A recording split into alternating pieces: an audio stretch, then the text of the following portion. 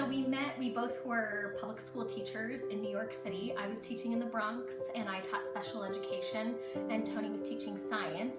And while we were there, we both had a real passionate commitment to our students. And because we both taught in low-income area, we really wanted to make sure that our kids were getting the best, and really fell in love because we had shared values.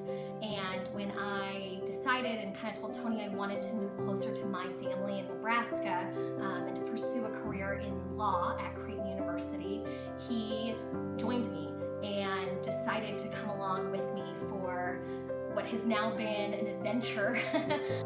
This year has been extremely eventful. Not only did I graduate from law school, start practicing as an attorney, but we bought our first home. We then announced our campaign. We walked 25,000 doors. We won the primary. We planned our wedding, and it all culminated on July 9th when we got married, and we were surrounded by not only our canvassers, but our neighbors and our fellow Catholics at St. Francis Cabrini that were there with our family to see us say our vows. And that really has been the best part of this entire year.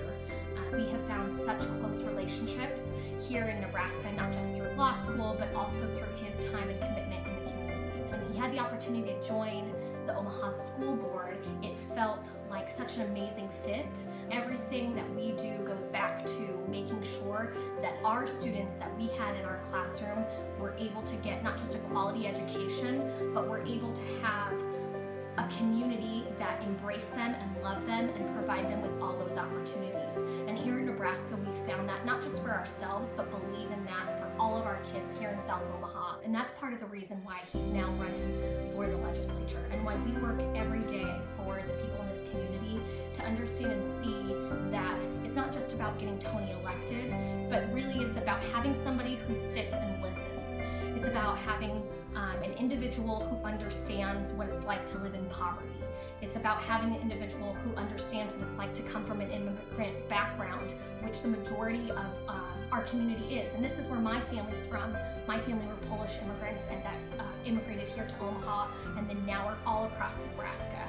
And so with that blend of communities and our blending of our family, we see ourselves here in the people in our community, in our neighbors, and we really want to ensure that there's somebody who is listening, somebody with integrity, and somebody who is willing to go on a limb to hear your concerns and make sure that your voice is heard in the Nebraska